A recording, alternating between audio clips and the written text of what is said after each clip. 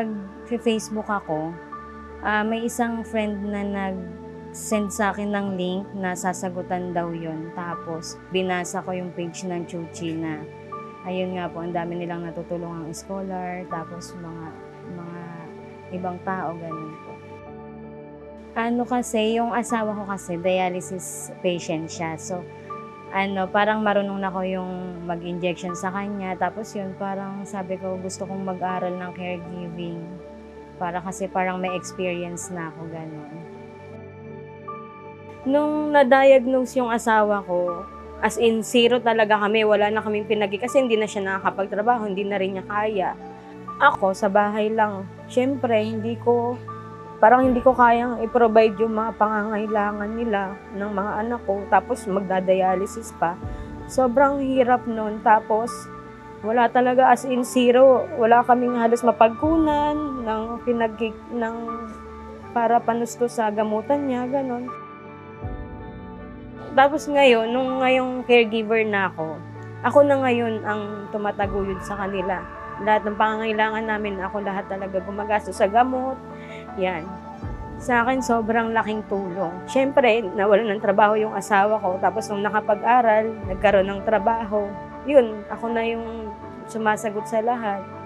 Yung kumbaga, yung may nawala, pero may ginawa pa rin ng Diyos na paraan para magkaroon ulit ng bagong pag-asa. Diba?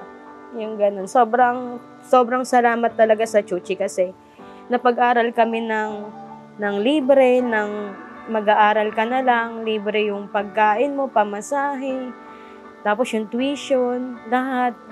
Sobrang laking tulong sa amin ng Chuchi. Ang natutunan ko sa aming humanities class is yung filial piety.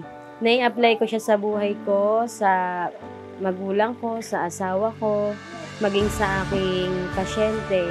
Hindi ko siya tinuturing na ibang tao. Parang tinuturing ko na rin siya na magulang ko. Kung paano ko siya alagaan, mahalin.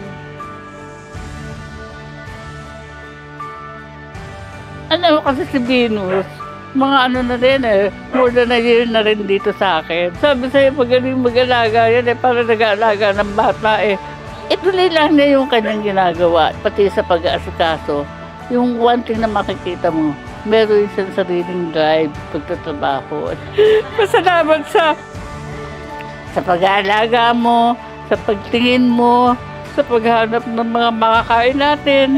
Yan sa akin lang naman, wala akong maibibigay sa kanya, kundi pasasalamat lang. Sa Chuchi Foundation, nagpapasalamat ako ng sobra sa laki ng tulong na naibigay sa akin, sa opportunity na pinagkaloob sa akin. Sobrang laking tulong. Marami po kayong natutulungan na tao, kagaya ko. Kay Master Cheng Yen, salamat Master sa mga turo mo sa amin. Palagi namin yan isa sa buhay.